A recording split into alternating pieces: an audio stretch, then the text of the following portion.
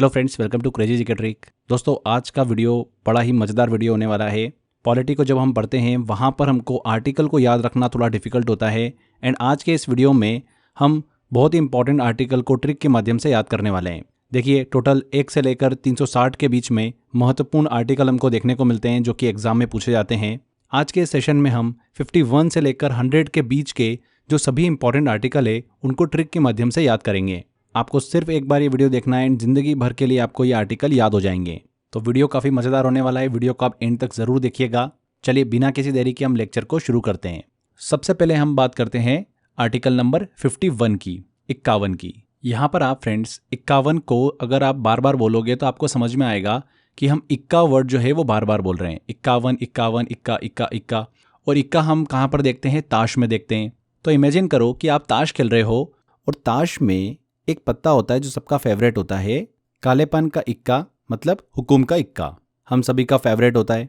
तो जो हुक्म का इक्का है ना, ये अब बोलता है कि मैं बड़ा हो चुका हूँ और अब मुझे ताश में नहीं खेलना है। अब मैं बच्चा नहीं रहा, अब मुझे ताश में नहीं रहना है। और भैया वो क्या होता है, बैग उठाता है और अपनी ड्यूटी चला जाता है। बोलता है मैं बड़ा हो चुका हूँ, तुम सब खेलो ताश, अब मैं चला अपनी ड्यूटी पे। तो वो बैग उठाता है और अपनी ड्यूटी पे चला जाता है। वाह भैया, तो 52 पत्ते होते हैं ताश में, कितने रह गए? 51 रह गए। तो एक बहुत ही फ़नी सा इंसिडेंट हमने इमेजिन करा और अच्छा भी लगा हमको देखकर। यहाँ पर 51 पत्ते रह गए तो 51 से बन गया फ्रेंड्स हमारा आर्टिकल नंबर 51। और इक्के का होता है ए, तो ये बन गया आर्टिकल नंबर 51 ए। और हमने बात करी कि इक्का कहाँ चला गया? ड्यूटी पे चला गया। बोलता है कि मैं बड़ा हो चुका हूँ, अब मुझे नहीं खेलना कोई गेम वेम। तो आर्टिकल नंबर 51 ए मतलब 51 ए किससे संबंधित है? ड्यूटी मतलब फंडामेंटल ड्यूटी से रिलेटेड है। हो गया आपको याद? बहुत ही फ़नी सिचुएशन हमने क्रिएट करी एंड हमारे दिमाग में इतनी अच्छे से सेट हुआ है कि आप कभी भी नहीं इसको भूल सकते। हुकुम का इक्का जो है वो क्या बोलता है कि अब मैं बड़ा हो चुका हूँ, अब मैं जा रहा हूँ अपनी ड्यूटी पे। तो ड्यूटी पे चला जाता है। देखो यहाँ पर कितना बढ़िया लग रहा है, ये बैग हाथ में लेकर रोड पे निकल चुका है, एकदम जेंटलमैन। इक्का बना जेंटलमैन, ड्यूटी पे चला। सोच के कितना एकदम फनी लग रहा है। जितना फनी होता है उतना अपने दिमाग में अच्छे से सेट होता है। अब थोड़ा सा डिटेल पढ़ लेते हैं हम इसकी। स्वर्ण सिंह समिति की सिफारिश पर फ्रेंड्स 42वें संविधान संशोधन अधिनियम 1976 के तहत फंडामेंटल ड्यूटीज को हमारे संविधान के आर्टिकल नंबर 51 ए में जोड़ा गया। शुरुआत में इंडियन सिटीजन्स के लिए 10 फंडामेंटल ड्यूटीज को जोड़ा गया था। बाद में आगे चलकर 86वें संविधान संशोधन 2002 के तहत 11वें मौलिक कर्तव्य मतलब फंडामेंटल ड्यूटी को जोड़ा गया, जो कि थी 6 से 14 वर्ष आयु के बीच के बच्चों को शिक्षा का अवसर उपलब्ध कराना। तो वर्तमान में कितनी फंडामेंटल ड्यूटी है? 11 है। ये चीज़ ध्यान रखिएगा। आगे अगला इंपॉर्टेंट आर्टिकल डिस्कस करें उससे पहले एक छोटी सी स्टोरी है, देखिए बड़ा मज़ा आएगा आपको। ये स्टोरी है हमारे राष्ट्रपति जी, प्रेसिडेंट के ऊपर। राष्ट्रपति जी जो है वो कहाँ पर जा रहे हैं? इलेक्शन के लिए जा रहे हैं। और इलेक्शन के लिए जब वो जा रहे हैं तो अचानक उनकी गाड़ी जो है, जिस गाड़ी में वो जा रहे थे, वो पंचर हो जाती है। क्या हो जाती है? पंचर हो जाती है। फिर राष्ट्रपति जी परेशान हो जाते हैं, बोले यार अब मैं चुनाव के लिए कैसे पहुँचूंगा। तब ऐसी सिचुएशन में वहाँ से गवर्नर निकल रहे होते हैं। कौन निकल रहे होते हैं? गवर्नर। तो राष्ट्रपति जी गवर्नर को रोकते हैं कि अरे यार मेरी हेल्प करो। तो गवर्नर उतरते हैं, जो राज्यों में गवर्नर होते हैं ना वो। तो वो गवर्नर जा रहे थे तो गवर्नर रुकते हैं वहाँ पर और राष्ट्रपति जी की हेल्प करते हैं। राष्ट्रपति जी बोलते हैं कि मेरी गाड़ी पंचर हो गई है, मुझे बताओ कि कैसे ठीक होगी। तो पहले तो पता करना था कि कितने टायर पंचर हुए हैं। तो गवर्नर ने अपनी शक्ति का उपयोग किया, अपनी पावर का यूज़ किया और पता करा उन्होंने कि कितने टायर पंचर है। तो बोला कि 1 टायर पंचर है। फिर उसके बाद में उस पंचर वाले टायर को ठीक किया जाता है और राष्ट्रपति जी चुनाव प्रोसेस में भाग लेते हैं। यहाँ पर गवर्नर ने ही उनकी क्यों हेल्प करी और एक ही टायर क्यों पंचर था, ये स्टोरी हमारी आगे कंटिन्यू रहेगी जब हम आर्टिकल नंबर 154 को आगे डिस्कस करेंगे। तब आपको इससे बहुत हेल्प मिलेगी। ठीक है, अभी आपको यहाँ पर ज़रूरत नहीं है, बस इतना ध्यान रखो कि गवर्नर ने हेल्प करी उनकी और बताया कि 1 टायर पंचर था। गवर्नर ने अपनी शक्ति का उपयोग करके राष्ट्रपति की इतनी हेल्प कर दी। उसके बाद में राष्ट्रपति जी ने पंचर ठीक करवाया और वो इलेक्शन प्रोसेस के लिए चले गए। तो आपने देखा कि राष्ट्रपति जी इलेक्शन के लिए जा रहे थे और वो अटक गए। क्यों अटक गए? क्योंकि उनकी गाड़ी पंचर हो गई थी। तो यहाँ पर पंचर जो है ना, ये पूरे स्टोरी में हाईलाइट है। तो पंचर को आपको क्या करना है? संख्या में कन्वर्ट करना है, जो कि बनेगा 5 और 4, 5 और 4, पंच और चर, 5 और 4, तो बना 54। तो आर्टिकल नंबर 54 जो है, राष्ट्रपति जी चुनाव के लिए जा रहे थे और बीच में उनको बाधा का सामना करना पड़ा, प्रॉब्लम फेस करना पड़ी पंचर की। तो यहाँ पर राष्ट्रपति जी के चुनाव से संबंधित है आर्टिकल नंबर 54। याद हो गया आपको?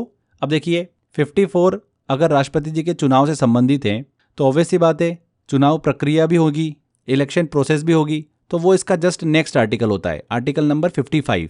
54 में राष्ट्रपति जी चुनाव के लिए गए, 55 में हमको चुनाव होता हुआ नजर आया, उसकी पद्धति नजर आई हमें। तो राष्ट्रपति जी इलेक्शन प्रोसेस के बारे में आर्टिकल नंबर 55 में बताया गया है। ये प्रोसेस होती है, उसे क्या बोला जाता है, एकल संक्रमणीय अप्रत्यक्ष मतदान प्रणाली, single transferable indirect voting system. ठीक है, तो ये दोनों आर्टिकल भी हमको याद हो गए हैं। आगे बढ़ते हैं और अगली ट्रिक देखते हैं। आपने कभी ना कभी चेस का गेम तो देखा ही होगा।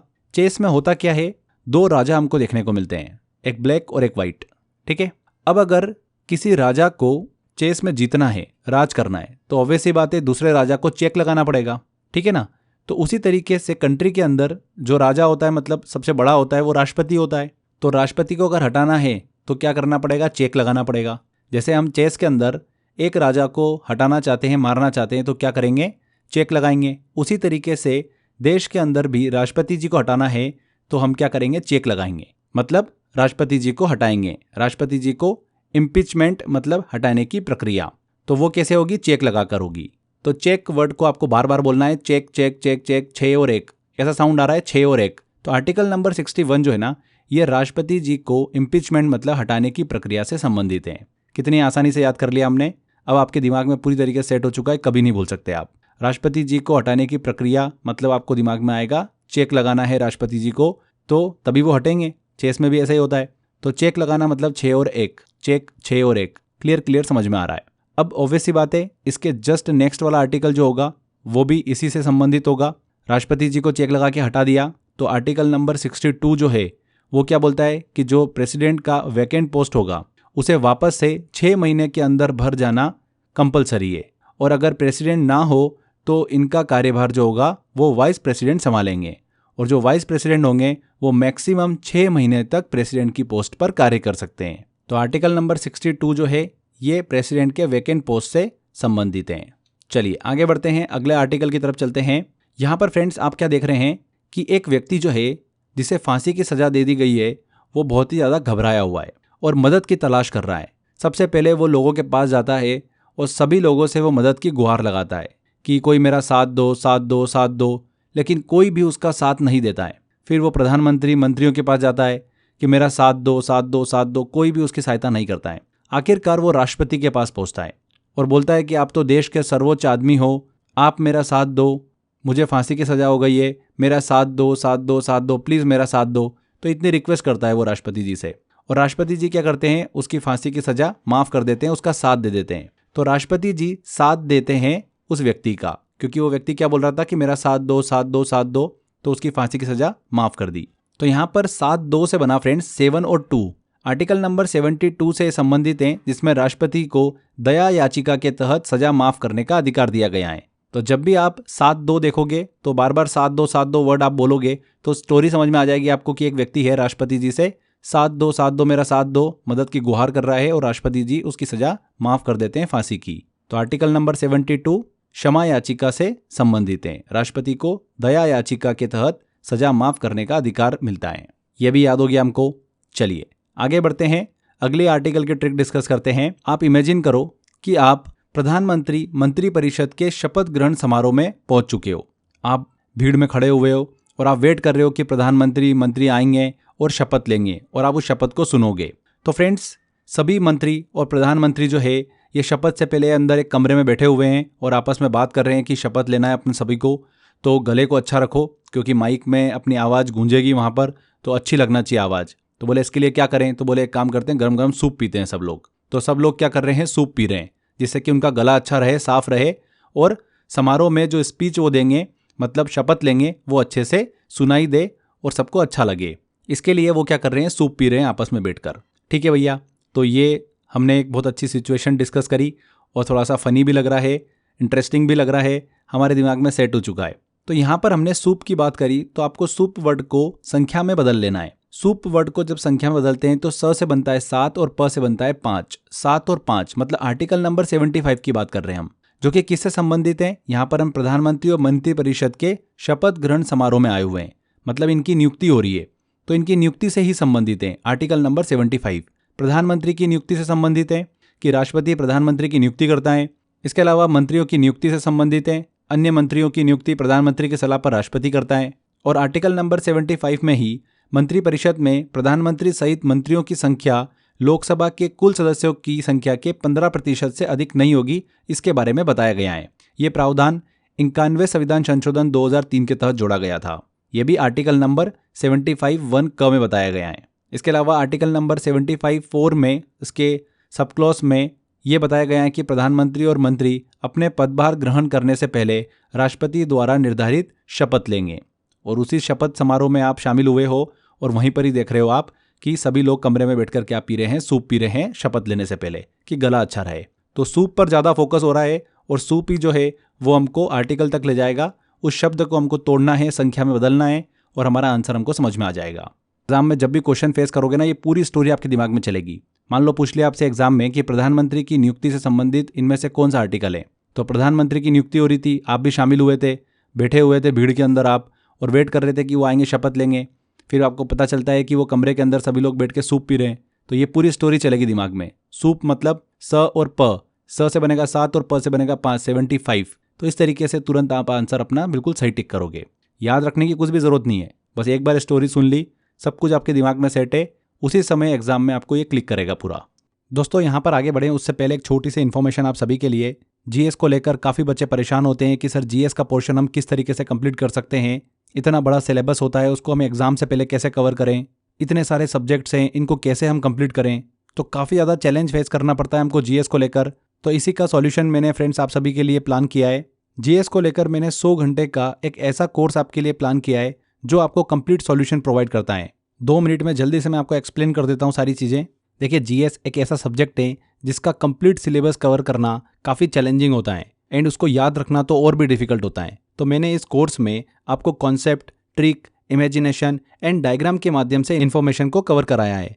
हमने बिल्कुल एग्जाम ओरिएंटेड पढ़ा है, टू द पॉइंट वही इन्फॉर्मेशन कवर की है जो एग्जाम में पूछी जाती हैं, जिससे एक्स्ट्रा कंटेंट को याद रखने का लोड आप पर नहीं होता है। इस कोर्स में मैंने आपको 3500 plus important topic wise MCQ भी दिए हैं जो लगातार एग्जाम के अंदर पूछे जा रहे हैं।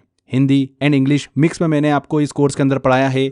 2 साल की वैलिडिटी के साथ में आप इस कोर्स को एनरोल कर सकते हैं। अगर आप ये कोर्स लेना चाहते हैं 100 आवर जीएस का, तो डिस्क्रिप्शन बॉक्स और कमेंट बॉक्स में लिंक दे रखा है, वहाँ पर क्लिक कर आप इसको एनरोल कर सकते हैं। इसके अलावा crazy GK trick application download कर लीजिए। वहाँ पर फाउंडेशन कोर्स में कोर्स बाय अक्षय सर वाले फोल्डर में 100 आवर जीएस को ज्वाइन करने का ऑप्शन दिया हुआ है। तो सीरियसली आप अगर एग्जाम को क्रैक करना चाहते हैं और जीएस आपको थोड़ा सा प्रॉब्लम दे रहा है, तो आप डेफिनेटली इस कोर्स की तरफ जा सकते हैं, आपको बेनिफिट ही मिलना है। तो एक छोटी सी इन्फॉर्मेशन थी आप सभी के लिए। चलिए वापस आते हैं लेक्चर पर। चलिए आगे बढ़ते हैं। अब यहाँ पर हम डिस्कस करते हैं आर्टिकल नंबर 76 को। आर्टिकल नंबर 76 जो है ना, ये फ्रेंड्स किससे संबंधित है, इसको हम बनाना सीखेंगे। बहुत ही इंटरेस्टिंग ट्रिक है इसकी और बहुत ही यूनिक है, बड़ा मज़ा आएगा आपको। इसके लिए आपको बस ये करना है कि 1-2 बार कॉपी में प्रैक्टिस कर लेना अच्छे से। यहाँ पर देखिए 76 है। 76 को हम क्या कर सकते हैं, देखिए यहाँ पर मैं थोड़ा सा एक परिवर्तन करूँगा हर संख्या में। यहाँ पर 7 को मैंने थोड़ा सा और आगे एक्सटेंड किया, जो 7 का स्टार्टिंग पार्ट है ना, इसको थोड़ा सा और मैंने आगे बढ़ाया और जो 6 लिखा हुआ था इसको भी मैंने यहाँ से हल्का सा घुमा दिया। तो ये क्या बन गया, ए और जी बन गया, मतलब ए जी बन गया, ए जी। तो अटॉर्नी जनरल बन गया। ये तो अटॉर्नी जनरल का शॉर्टकट ए जी होता है। तो अटॉर्नी जनरल से संबंधित है आर्टिकल नंबर 76। भारत का जो अटॉर्नी जनरल होगा वो प्रथम विधि अधिकारी होता है कंट्री का। इसका काम क्या होता है, इंडियन गवर्नमेंट को लीगल एडवाइस देना। इसकी अपॉइंटमेंट इंडिया के प्रेसिडेंट के द्वारा की जाती है। तो आर्टिकल नंबर 76 अटॉर्नी जनरल से संबंधित है। जब भी 76 आएगा, 76 को आपको लिख लेना है और जैसा मैंने आपको बताया है क्या करना है, 7 को आगे एक्सटेंड करना है, 6 को भी हल्का सा घुमा देना है, तो ऑटोमेटिक एजी बन जाएगा। ये 3-4 बार आप कॉपी में प्रैक्टिस कर लो इसकी, हमेशा आपके दिमाग में ये चीज़ें सेट हो जाएगी। तो आर्टिकल नंबर 76 किससे संबंधित हो गया, एजी मतलब अटॉर्नी जनरल से संबंधित है। आगे देखिए अगला इंपॉर्टेंट आर्टिकल को डिस्कस करते हैं। यहाँ पर फ्रेंड्स आप देखिए, आप इमेजिन करिए कि आप सुबह सुबह मॉर्निंग में चाय पी रहे हैं और अपनी बालकनी में खड़े हुए हैं। और बालकनी में खड़े होते हैं तो आप देखते हैं कि नीचे बालकनी के नीचे रोड पर सूर्य जो है सन क्या कर रहा है, एक सामान बेच रहा है। तो आप देखते हैं, आश्चर्य लगता है आपको कि यार सन क्या बेच रहा है यार। तो सन क्या बेच रहा है, एक धातु बेच रहा है। वो कौन सी है, पारा, एलिमेंट है पारा। वो धातु बेच रहा है, कौन बेच रहा है, सन बेच रहा है। और क्या बोल रहा है वो, पारा लो, कोई तो ले लो, पारा लो। इस तरीके से वो क्या कर रहा है, नीचे में आवाज लगा रहा है, कौन, सन। तो आप देखते हो कि अरे यार ये सन क्या बेच रहा है यार, फुल्की वाला आता है, कोई सब्जी वाला आता है समझ में आता है, ये तो यहाँ तो सन आ गया, और सन क्या बेच रहा है, पारा बेच रहा है, मरकरी। तो चलो आप भी गए। हम सभी को पता ही है कि मरकरी जो है ये एकमात्र ऐसी धातु है जो कि रूम टेम्परेचर पर लिक्विड अवस्था में होती है, और ऑब्वियस सी बात है सूर्य उसके पास में है इतना, जो बेच रहा है उसको, तो उसकी गर्मी से भी वो पिघली हुई है। तो इस तरीके से आप दिमाग में इमेज बना सकते हैं। तो आप जाते हो और बोलते हो कि लाओ भैया पारा दे दो, और आप उससे पारा ले लेते हो कि पहली बार सन बेचने आया है तो लेना तो बनता ही है। तो इस तरीके से पूरी कहानी आपके दिमाग में चलती है। आप बहुत अच्छे से देखते हो कि सन पारा बेच रहा है, पारा लो बोल रहा है। तो यहाँ पर सन से हमारी एक संख्या बनेगी, आपको लिख लेना है सन हिंदी में, और सन को आपको क्या करना है, संख्या में बदल लेना है। सन क्या बनेगा फ्रेंड्स हमारा, स से बनेगा 7 और न से बनेगा 9, 79 बना। ठीक है, तो 79 लिख लेना है आपको। अब वो क्या बेच रहा था, पारा लो ये बोल रहा था, तो आपको लिख लेना है पारा लो। अब यहाँ पर पा से बनेगा पार्लियामेंट, रा से बनेगा राज्यसभा, और लो से बनेगा लोकसभा, पारा लो। ठीक है, और स्टार्ट कहाँ से हो रहा है, आर्टिकल नंबर 79 से। अभी हमने निकाल लिया सन से आर्टिकल नंबर 79, तो इनको नंबरिंग दे दो। पा को मिल गया 79, रा को मिल गया 80, और उसके बाद में लो को मिल गया 81। तो आर्टिकल नंबर 79 पार्लियामेंट के गठन से संबंधित है, संसद के गठन से संबंधित है। मतलब राष्ट्रपति, राज्यसभा और लोकसभा, इन तीनों का ही कॉम्बिनेशन क्या होता है, संसद होता है, पार्लियामेंट होता है। तो इनके गठन की बात कौन करता है, आर्टिकल नंबर 79। आर्टिकल नंबर 80 जो है ये राज्यसभा की संरचना की बात करता है। आर्टिकल नंबर 81 जो है ये लोकसभा की संरचना की बात करता है, उसके स्ट्रक्चर की बात करता है।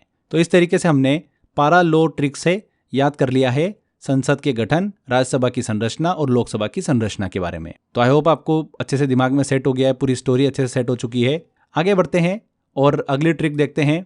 आप देखते हैं कि राष्ट्रपति जी संसद के अंदर अपनी स्पीच दे रहे हैं, टीवी पर आप देख रहे हो, और राष्ट्रपति जी क्या कर रहे हैं, संसद में अपनी स्पीच दे रहे हैं। अब राष्ट्रपति जी संसद में रोज रोज तो स्पीच देते नहीं है, तो आपने बहुत खास समय निकालकर आप इनकी स्पीच सुन रहे हो और देख रहे हो संसद का पूरा लाइव टेलीकास्ट। तो वहाँ पर हमको देखने को मिल रहा है कि लोग जो है वो राष्ट्रपति जी की स्पीच को अच्छे से सुन रहे हैं। राष्ट्रपति जी अपनी स्पीच कंप्लीट करते हैं और उसके बाद में लोग आपस में क्या बात करते हैं, अच्छी लगी। मतलब आपस में बात कर रहे हैं कि जो उनकी स्पीच थी वो अच्छी थी। तो लोग आपस में बात कर रहे हैं अच्छी। तो एक ही साउंड आ रहा है, अच्छी लगी, स्पीच बहुत अच्छी लगी। तो ठीक है, राष्ट्रपति जी भी लोगों से पूछ रहे हैं कि कैसी स्पीच थी मेरी, तो सब लोग बोल रहे हैं अच्छी थी। तो बस चारों तरफ से एक ही आवाज़ आ रही है, अच्छी। तो आपको क्या लिख लेना है, अच्छी लिख लेना है। अब अच्छे लिखा हुआ वर्ड को हमको संख्या में बदल लेना है। तो अ से बनेगा 8 और छ से बनेगा 6, अच्छी 6। तो 86 यहाँ पर हमको निकल कर आ गया, जो कि राष्ट्रपति जी के स्पीच से संबंधित है, संसद में उनके संबोधन से संबंधित है। Article number 86। राष्ट्रपति जी के पास ये अधिकार है कि वह संसद के दोनों सदनों, लोकसभा और राज्यसभा को संदेश भेज सकते हैं। राष्ट्रपति जी संसद के दोनों सदनों को एक साथ संबोधित कर सकते हैं। आमतौर पर ये संबोधन जो होता है संसद के पहले सत्र या फिर नए वित्तीय वर्ष के पहले सत्र में हमको देखने को मिलता है। तो ये आपको याद हो गया, आर्टिकल नंबर 86 यहाँ पर संसद में राष्ट्रपति जी की स्पीच से संबंधित है। अब 86 में वो स्पीच दे रहे हैं, तो ऑब्वियस सी बात है इससे पहले एक आर्टिकल जो है 85, उसमें सत्र तो बुलाना ही पड़ेगा। तो आर्टिकल नंबर 85 जो है ये संसद के सत्र बुलाने से संबंधित है, इसके बारे में उसमें उल्लेख देखने को मिलता है। तो ये दोनों आर्टिकल आपको याद हो गए होंगे, 86 और 85। भाई संसद में राष्ट्रपति जी को स्पीच देना है तो सत्र तो बुलाना पड़ेगा पहले, तो वो सत्र बुलाना हो गया, उससे एक आर्टिकल पहला, मतलब 85। चलिए अब आगे बढ़ते हैं, अगले आर्टिकल को डिस्कस करते हैं। देखिए यहाँ पर आप एक घटना को देख रहे हो कि संसद का सत्र शुरू होने वाला है, और संसद का सत्र शुरू हो रहा है, लेकिन समस्या क्या आ रही है कि पर्याप्त सदस्य उपस्थित नहीं हो रहे हैं। स्पीकर तो आके बैठ गए अपनी कुर्सी पर सदस्यों का इंतजार कर रहे हैं वो कि अब लोग आएंगे भैया, जो सांसद है वो आएंगे। पर स्पीकर को चिंता होने लगी कि यार सत्र स्टार्ट हो ही नहीं पा रहा है क्योंकि लोग आ ही नहीं रहे। तो उन्होंने सोचा कि जब कोई मुश्किल में होता है तो वो क्या करता है, 100 नंबर डायल करता है, पुलिस को बुलाता है। तो बोले मैं भी एक काम करता हूँ, 100 नंबर डायल कर देता हूँ, मुझे संसद को चलाना तो है ही सही, सत्र को स्टार्ट करना है। अब लोग ही नहीं आ रहे, सदस्य नहीं आ रहे हैं, तो वो क्या करते हैं, स्पीकर साहब 100 नंबर डायल कर देते हैं। तुरंत पुलिस आ जाती है। तो वो पूछते हैं उनसे कि क्या करना है, किस चीज़ में हेल्प चाहिए आपको। तो स्पीकर साहब बोलते हैं कि मेरे को सत्र शुरू करना है, आप सदस्यों को लेकर आओ। सांसद पता नहीं कहाँ हैं सब लोग। तो बोले कितने लेके आए, सबको तो लेके नहीं आ सकते। बोले एक काम करो, 10% तो लेके आ जाओ आप एटलीस्ट, तो मैं चालू कर दूंगा। तो बोले ठीक है, सदस्यों का 10% हम लेके आ जाते हैं। तो यहाँ पर पुलिस निकल जाती है और 10% सांसदों को पकड़कर लेके आ जाती है संसद में, और बिठा देती है कि बैठो भैया, संसद का सत्र अब चलेगा, जिस काम के लिए आपको चुना है वो काम अपना करो। तो बैठ गए भैया सब लोग और संसद का सत्र जो है वो शुरू हो गया। तो यहाँ पर ये जो हमने फनी सी एक स्टोरी डिस्कस करी, इससे हमको आर्टिकल नंबर 100 याद हो चुका है। 100 नंबर डायल करा था स्पीकर साहब ने, तो आर्टिकल नंबर 100 हमको याद हो चुका है कि संसद का सत्र शुरू करना था, शुरू नहीं हो पा रहा था वो क्योंकि मिनिमम सदस्य नहीं थे। तो फिर 100 नंबर डायल कर पुलिस ने उनकी हेल्प करी स्पीकर साहब की और 10% सदस्यों की उपस्थिति उन्होंने दर्ज कराई। वो लेके आए 10% सदस्यों को और फिर संसद का सत्र शुरू हुआ। तो आर्टिकल नंबर 100 संसद के सत्र शुरू करने के लिए कम से कम 10% सदस्यों की उपस्थिति होने की बात करता है। 10% कोरम आपको हमेशा याद आएगा। तो जब भी आप 100 नंबर देखोगे तो 100 मतलब पुलिस याद आएगी और पुलिस जो है एक एक सांसदों को पकड़ कर संसद में बिठा रही है और मिनिमम क्राइटेरिया जो है 10% का, उतने सदस्य वो लेकर आ रही है जिससे कि संसद का सत्र शुरू हो सके। स्पीकर साहब काफ़ी परेशान हैं, उन्होंने 100 नंबर डायल करें। ये पूरी सिचुएशन आपके दिमाग में चलेगी और आप अपना आंसर बिल्कुल इजीली टिक कर लोगे, एग्जाम में पूछेंगे तो आर्टिकल नंबर 100 किससे संबंधित है आपको समझ में आ गया होगा। संसद के सत्र को शुरू करने के लिए मिनिमम सदस्य संख्या से संबंधित हैं। यहाँ पर लोकसभा में 543 हमको सदस्य देखने को मिलते हैं, उसका 10% मतलब 54 मेंबर की ज़रूरत होती है मिनिमम। वहीं राज्यसभा की बात करेंगे तो 245 सदस्य हैं, उसका 10% मतलब 25 मेंबर। तो लोकसभा को चलाने के लिए मिनिमम 54 मेंबर की ज़रूरत होती है और राज्यसभा को चलाने के लिए मिनिमम 25 मेंबर की ज़रूरत होती है। तो ये आर्टिकल याद हो गया आपको अच्छे से। चलिए, तो यहाँ पर फ्रेंड्स हमने 51 से लेकर 100 के बीच के सभी इंपॉर्टेंट आर्टिकल को ट्रिक के माध्यम से याद किया है। इस पोर्शन से जब भी एग्जाम में क्वेश्चन पूछेंगे आप 100% क्वेश्चन बिल्कुल सही करके आओगे। चलिए, इस पोर्शन से एग्जाम में कैसे क्वेश्चंस पूछे जाते हैं, कुछ क्वेश्चंस लेते हैं और सॉल्व करते हैं। एग्जाम में क्वेश्चन आ गया तो हमारी ट्रिक काम कर रही है कि नहीं कर रही है, ये जल्दी से हम चेक करते हैं। देखिए, पहला क्वेश्चन है आर्टिकल 51A भारतीय संविधान में किससे संबंधित है। तो आर्टिकल 51 इक्का जो है वो बोल रहा था कि हम बड़े हो चुके हैं और अब हम जाएंगे ड्यूटी पर। तो इक्का कहाँ गया, ड्यूटी पर गया। तो फंडामेंटल ड्यूटी से संबंधित है आर्टिकल 51A। नेक्स्ट क्वेश्चन आता है अनुच्छेद 76 भारतीय संविधान में किससे संबंधित है। 76 देखिए यहाँ पर हमने प्रैक्टिस करी थी, 7 बनेगा देखिए यहाँ पर A और 6 बनेगा यहाँ पर G। हल्का सा हमको इसको घुमाना है और ये बन गया AG मतलब अटॉर्नी जनरल। तो बी आंसर बिल्कुल सही होगा, अटॉर्नी जनरल ऑफ इंडिया से संबंधित है, भारत का महान्यायवादी। भारत के संविधान में राष्ट्रपति के निर्वाचन की प्रक्रिया किस अनुच्छेद में वर्णित है। तो राष्ट्रपति के निर्वाचन की बात हो रही है, राष्ट्रपति जा रहे थे और उनकी गाड़ी पंचर हो गई थी, तो पंचर 5 और 4 आर्टिकल नंबर 54 ए आंसर। अगला क्वेश्चन है भारतीय संविधान का आर्टिकल 100 किससे संबंधित है। तो 100 नंबर डायल किया था स्पीकर साहब ने, किसको बुलाने के लिए, पुलिस को बुलाया और बोला कि मेरे को संसद का सत्र शुरू करना है, सांसदों को लेकर आओ। तो संसद में मतदान और कोरम से संबंधित हैं, 10% सांसदों की उपस्थिति होना चाहिए तभी संसद का सत्र चल सकता है। तो ये हमने ट्रिक से याद किया था, कितने आसानी से हमको आंसर मिल गया। तो इस तरीके से फ्रेंड्स क्वेश्चन एग्जाम में बनते हैं, आप इजीली जो हमने पढ़ा है ट्रिक के माध्यम से आप बिल्कुल सही आंसर टिक करोगे। बार बार आपको रटने की ज़रूरत नहीं है, बहुत ही सिस्टमेटिक तरीके से ट्रिक के माध्यम से हमने याद किया है। एक बार अच्छे से वीडियो देख लिया, उसके बाद आपको बार बार इस टॉपिक को पढ़ने की ज़रूरत ही नहीं है। हमारे पास जो समय बच रहा है उसका इनपुट हमको सही जगह पर लगाना है। तो यहाँ पर हमारा ये टॉपिक कंप्लीट होता है। इसी तरीके से अच्छे से टॉपिक कवर करने के लिए 100 आवर GS का आप कोर्स ले लेना, वहाँ पर सभी टॉपिक्स को इसी तरीके से मैंने पढ़ाया हुआ है। तो सेशन यहीं पे कंप्लीट करते हैं। वीडियो अच्छा लगा है तो वीडियो को लाइक कर दीजिएगा, शेयर कर दीजिएगा एंड कमेंट करके ज़रूर बताइएगा कि वीडियो कैसा लगा। अगर आपने अभी तक चैनल को सब्सक्राइब नहीं कराएं तो सब्सक्राइब भी कर लीजिए। मिलते हैं फ्रेंड्स अगले वीडियो में। Till then bye bye.